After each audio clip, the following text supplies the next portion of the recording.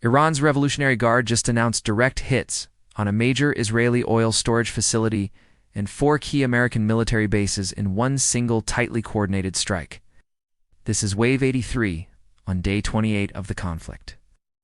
And Iran has already signaled that more waves are ready to go. 27 days ago, the United States promised Iran's missile force would be finished in the first week.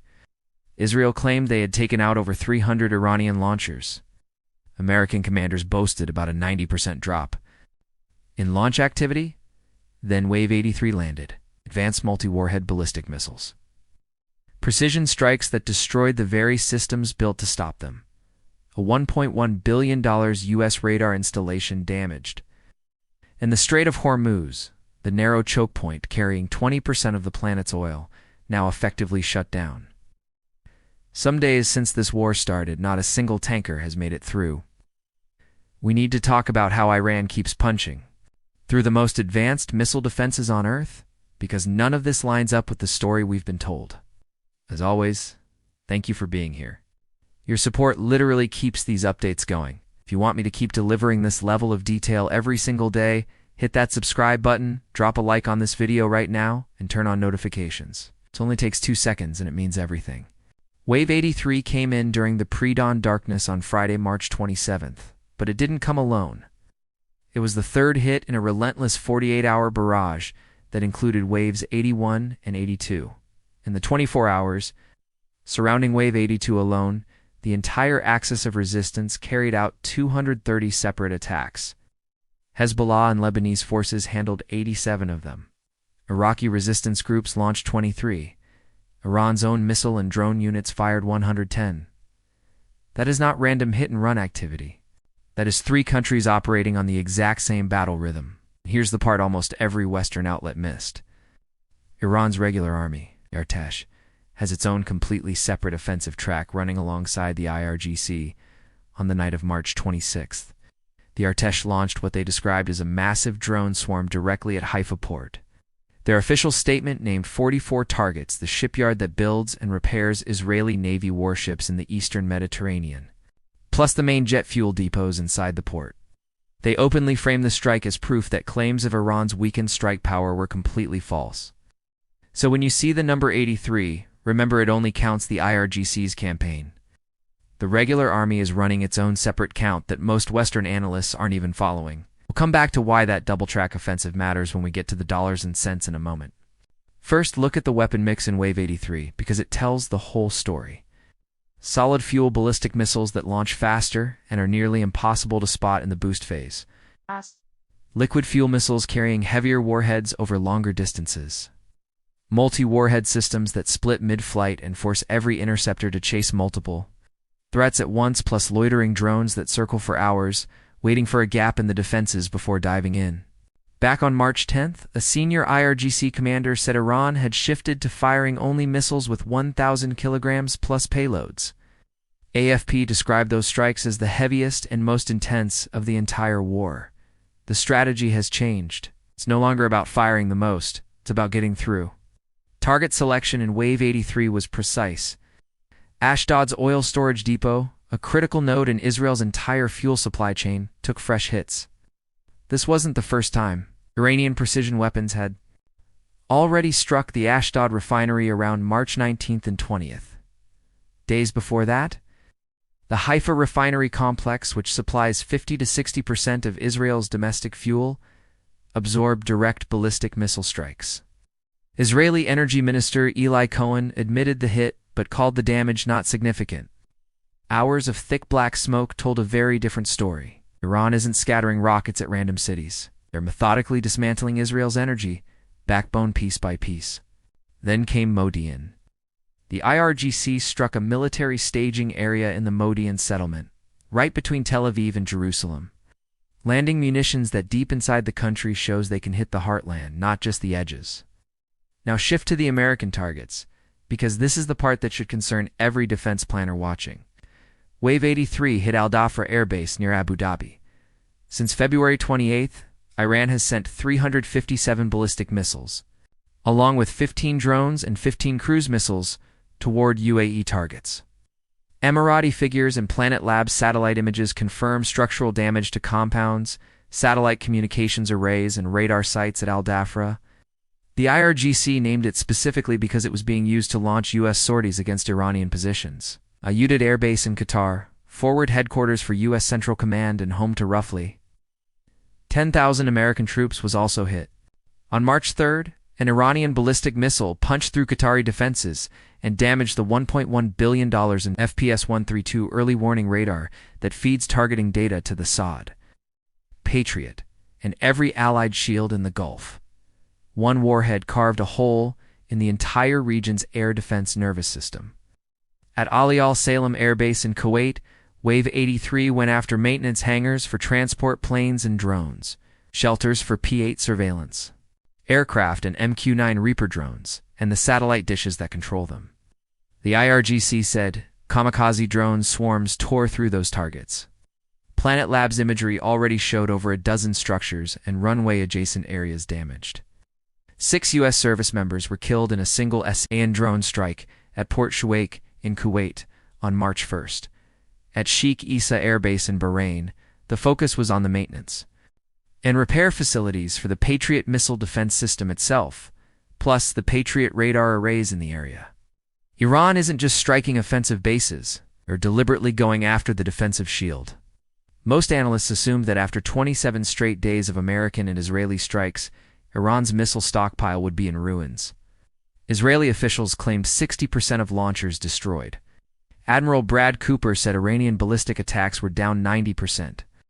Yet Reuters reported on March 27th that U.S. intelligence could only confirm around 1/3 of the arsenal was definitively taken out. The numbers simply don't add up because Wave 83 just proved Iran is still firing advanced multi-warhead ballistic missiles, precision-guided systems, and coordinated kamikaze drone swarms at targets across Israel and the Gulf. 27 days. 83 waves later, the weapons keep coming. The declared degradation does not match the operational reality. Stay with me because near the end, I'm going to break down the cold economics that will reshape the world long after the last missile falls, and why the cost difference between what Iran spends to attack and what America spends to defend makes this war structurally impossible to sustain forever. There's also a dimension here that goes far beyond missiles. On March 26th, Tasnim news agency reported Iran has mobilized over 1 million fighters for a possible ground war with the United States. Recruitment centers run by the Basija IRGC and regular army are flooded with volunteers in numbers, the sources called unprecedented. Brigadier General Ali Javan Mardi, commander of Iran's ground forces, warned that any U.S. ground incursion would be bloodier and more costly than anything America has ever faced. He also made a direct statement about the Strait of Hormuz. The United States wants to open the strait through suicide. We are ready.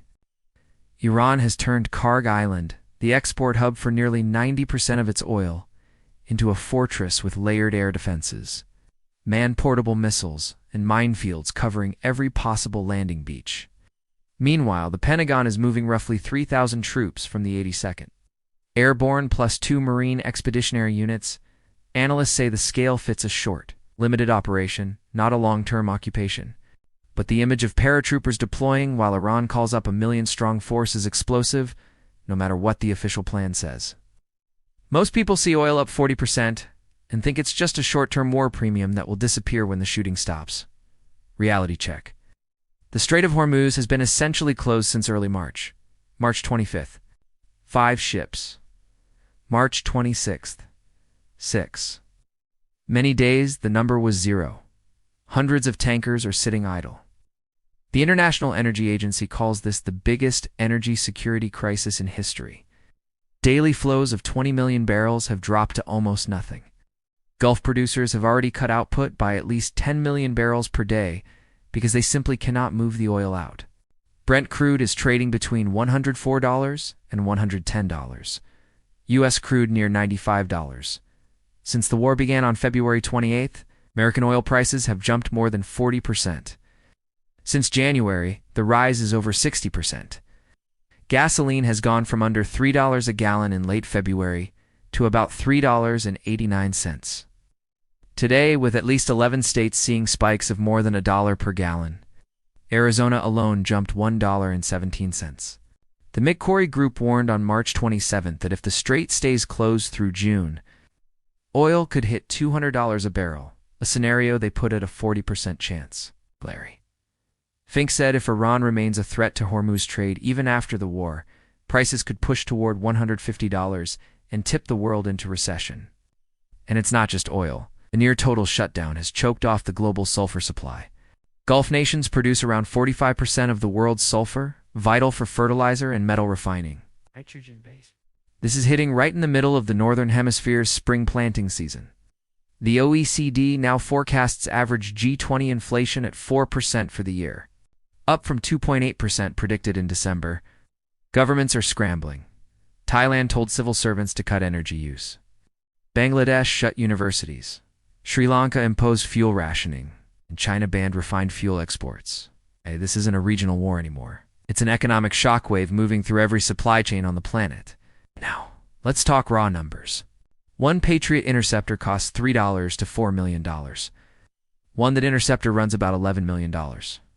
A single Shahed-136 kamikaze drone costs Iran roughly $20,000 to $50,000 to build and launch. Iran is sending hundreds of these drones every day across multiple countries. The UAE alone has tracked 115 inbound drones since February 28th. For the price of one THAAD missile, Iran can fire 200 to 500 attack drones. Let that sink in. Diplomacy has gone nowhere. Trump rolled out a 15-point peace plan on March 23rd. Iran rejected it flat. Tehran denies any direct talks are happening. On March 25th, Trump said from the Oval Office that the war was won. One day later, he said he didn't know if Washington was ready to make a deal. White House Press Secretary Caroline Leavitt warned on March 26 that Iran would face strikes tougher than anything before if it refused to admit defeat. Those three contradictory messages dropped inside 72 hours. Iran says any ceasefire must include Lebanon and an end to the war on Hezbollah, something Israel flatly rejects. On March 27th, the IDF announced they killed IRGC Navy Commander Rear Admiral Alireza Tangsiri in a strike on Bandar Abbas and hit a missile production facility in Yazd. 8 hours of silence, then fresh. Iranian ballistic missiles were detected inbound. The cycle never even paused. Brigadier General Abdul Fazel Shakarki, spokesman for Iran's armed forces, claimed on March 26 that American troops had abandoned their bases and were hiding in civilian hotels across the region, calling it a humiliating retreat.